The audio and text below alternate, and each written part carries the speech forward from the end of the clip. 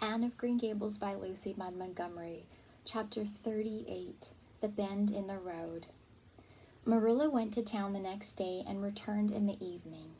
Anne had gone over to Orchard Slope with Diana and came back to find Marilla in the kitchen, sitting by the table, with her head leaning on her hand. Something in her dejected attitude struck a chill to Anne's heart. She had never seen Marilla sit limply inert like that. "Are you very tired, Marilla?" "Yes. No, I don't know," said Marilla wearily, looking up. "I suppose I am tired, but I haven't thought about it. It's not that." "Did you see the oculist? What did he say?" asked Anne anxiously. "Yes, I saw him. He examined my eyes. He says that if I give up all reading and sewing entirely, and any kind of work that strains the eyes, and if I'm careful not to cry, and if I wear the glasses he's given me, he thinks my eyes may not get any worse and my headaches will be cured. But if I don't, he says I'll certainly be stone blind in 6 months. Blind! Anne, just think of it." For a minute, Anne, after her first quick exclamation of dismay, was silent. It seemed to her that she could not speak. Then she said bravely, but with a catch in her voice, "Marilla, don't think of it. You know he has given you hope. If you are careful, you won't lose your sight altogether. And if his glasses cure your headaches, it will be a great thing."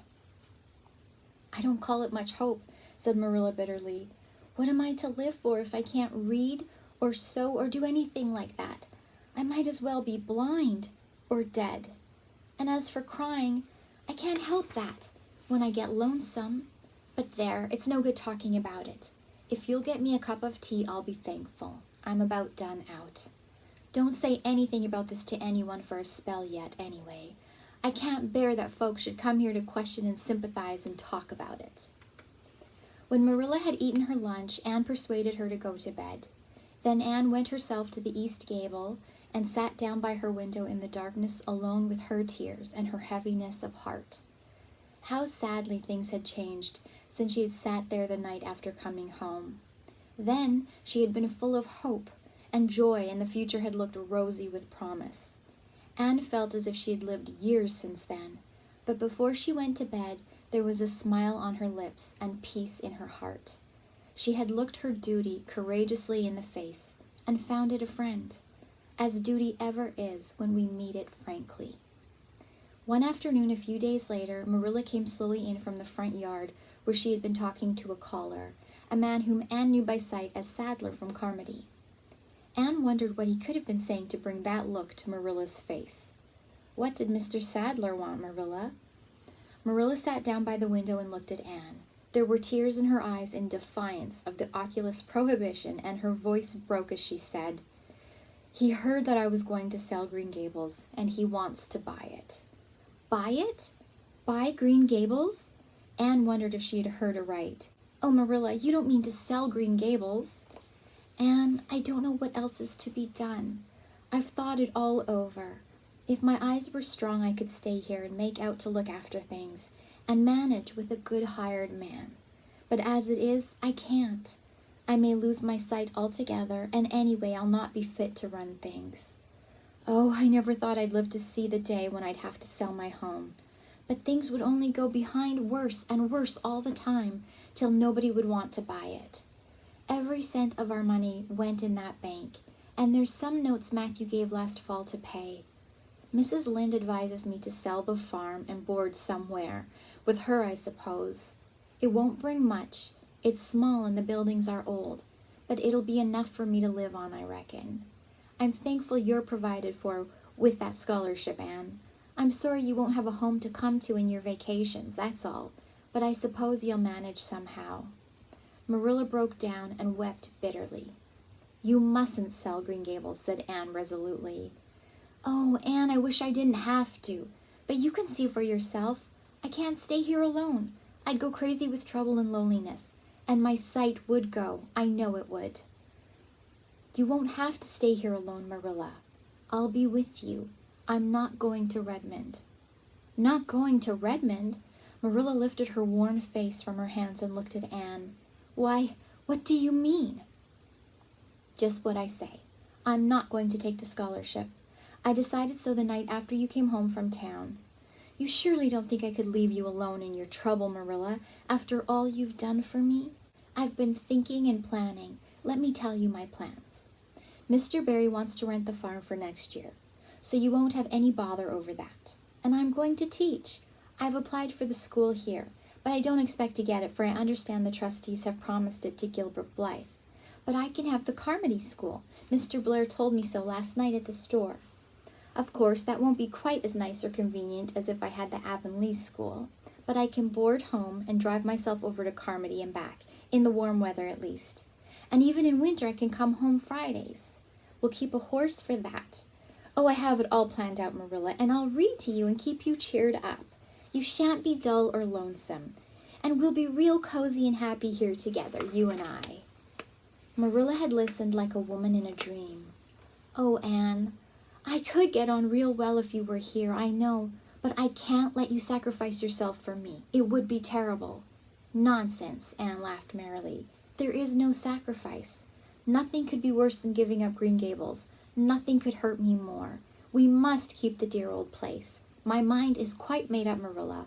I'm not going to Redmond, and I am going to stay here and teach. Don't you worry about me a bit.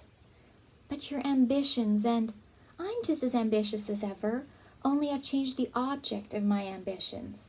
I'm going to be a good teacher, and I'm going to save your eyesight. Besides, I mean to study at home here and take a little college course all by myself. Oh, I've dozens of plans, Marilla. I've been thinking them out for a week. I shall give life here my best, and I believe it will give its best to me in return. When I left Queen's, my future seemed to stretch out before me like a straight road. I thought I could see along it for many a milestone. Now there's a bend in it. I don't know what lies around the bend, but I'm going to believe that the best does. It has a fascination of its own, that bend, Marilla. I wonder how the road beyond it goes, what there is of green glory and soft checkered light and shadows, what new landscapes, what new beauties, what curves and hills and valleys further on. I don't feel as if I ought to let you give it up, said Marilla, referring to the scholarship. But you can't prevent me. I'm 16 and a half, obstinate as a mule, as Mrs. Lynde once told me, laughed Anne. Oh, Marilla, don't you go pitying me. I don't like to be pitied, and there is no need for it. I'm heart glad over the very thought of staying at dear Green Gables. Nobody could love it as you and I do, so we must keep it. You blessed girl, said Marilla, yielding. I feel as if you've given me new life. I guess I ought to stick out and make you go to college, but I know I can't, so I ain't going to try. I'll make it up to you, though, Anne. When it became noised abroad in Avonlea that Anne Shirley had given up the idea of going to college and intended to stay home and teach, there was a good deal of discussion over it. Most of the good folks, not knowing about Marilla's eyes, thought she was foolish. Mrs. Allan did not. She told Anne so in approving words that brought tears of pleasure to the girl's eyes. Neither did good Mrs. Lynde. She came up one evening and found Anne and Marilla sitting at the front door in the warm, scented summer dusk. They liked to sit there when the twilight came down and the white moths flew about in the garden and the odor of mint filled the dewy air. Mrs. Rachel deposited her substantial person upon the stone bench by the door, behind which grew a row of tall pink and yellow hollyhocks, with a long breath of mingled weariness and relief. I declare I'm getting glad to sit down. I've been on my feet all day, and 200 pounds is a good bit for 2 feet to carry round. It's a great blessing not to be fat, Marilla. I hope you appreciate it. Well, Anne, I hear you've given up your notion of going to college. I was real glad to hear it. You've got as much education now as a woman can be comfortable with. I don't believe in girls going to college with the men and cramming their heads full of Latin and Greek and all that nonsense. But I'm going to study Latin and Greek just the same, Mrs. Lynde, said Anne, laughing. I'm going to take my arts course right here at Green Gables and study everything that I would at college. Mrs. Lynde lifted her hands in holy horror. Anne, surely you'll kill yourself. Not a bit of it. I shall thrive on it. Oh, I'm not going to overdo things. As Josiah Allen's wife says, I shall be medium. But I'll have lots of spare time in the long winter evenings, and I've no vocation for fancy work.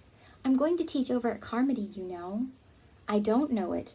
I guess you're going to teach right here at Avonlea. The trustees have decided to give you the school." "Mrs. Lynde!" cried Anne, springing to her feet in her surprise. "Why, I thought they had promised it to Gilbert Blythe." "So they did. But as soon as Gilbert heard that you had applied for it, he went to them. They had a business meeting at the school last night, you know, and told them that he withdrew his application and suggested that they accept yours. He said he was going to teach at White Sands. Of course he knew how much you wanted to stay with Marilla, and I must say I think it was real kind and thoughtful in him, that's what. Real self-sacrificing, too, for he'll have his board to pay at White Sands, and everybody knows he's got to earn his own way through college. So the trustees decided to take you. I was tickled to death when Thomas came home and told me." "I don't feel that I ought to take it," murmured Anne. "I mean, I don't think I ought to let Gilbert make such a sacrifice for me. I guess you can't prevent him now. He's signed papers with the White Sands trustees, so it wouldn't do him any good now if you were to refuse. Of course you'll take the school. You'll get along all right, now that there are no pies going. Josie was the last of them, and a good thing she was, that's what. There's been some pie or other going to Avonlea School for the last 20 years, and I guess their mission in life was to keep school teachers reminded that Earth isn't their home. Bless my heart. What does all that winking and blinking at the Berry Gable mean?"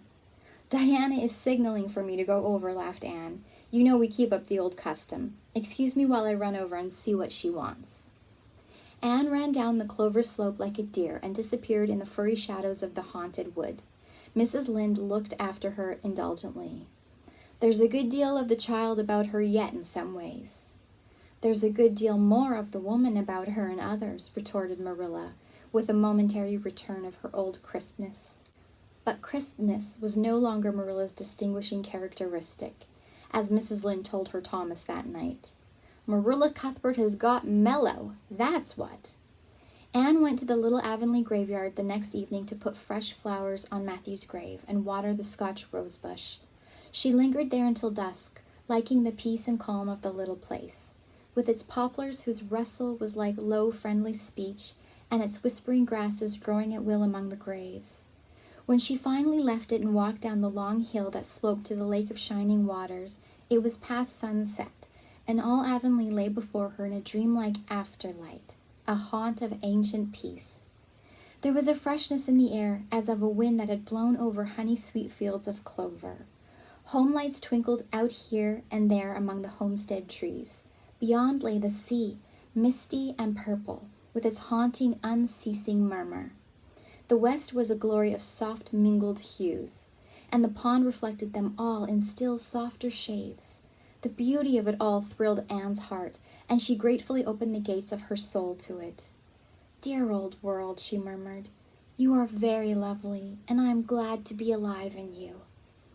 Halfway down the hill, a tall lad came whistling out of a gate before the Blythe homestead. It was Gilbert, and the whistle died on his lips as he recognized Anne.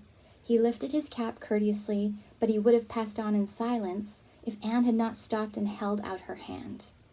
"Gilbert," she said with scarlet cheeks, "I want to thank you for giving up the school for me. It was very good of you, and I want you to know that I appreciate it." Gilbert took the offered hand eagerly. "It wasn't particularly good of me at all, Anne. I was pleased to be able to do some small service. Are we going to be friends after this? Have you really forgiven me my old fault?"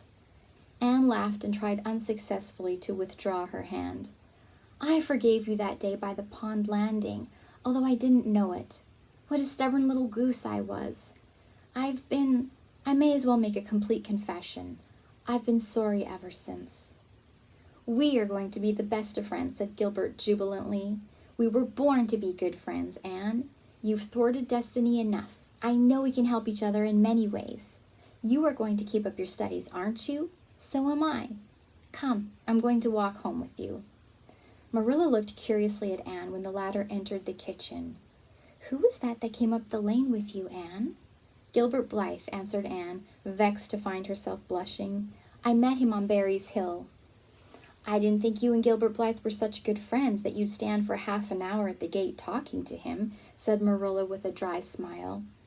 "We haven't been. We've been good enemies. But we have decided that it will be much more sensible to be good friends in the future.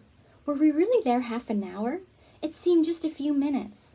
But you see, we have 5 years' lost conversations to catch up with, Marilla. Anne sat long in her window that night, companioned by a glad content. The wind purred softly in the cherry boughs, and the mint breaths came up to her. The stars twinkled over the pointed firs in the hollow, and Diana's light gleamed through the old gap. Anne's horizons had closed in since the night she'd sat there after coming home from Queen's. But if the path set before her feet was to be narrow, she knew that flowers of quiet happiness would bloom along it. The joy of sincere work and worthy aspiration and congenial friendship were to be hers. Nothing could rob her of her birthright of fancy or her ideal world of dreams. And there was always the bend in the road. God's in his heaven. All's right with the world, whispered Anne softly, softly.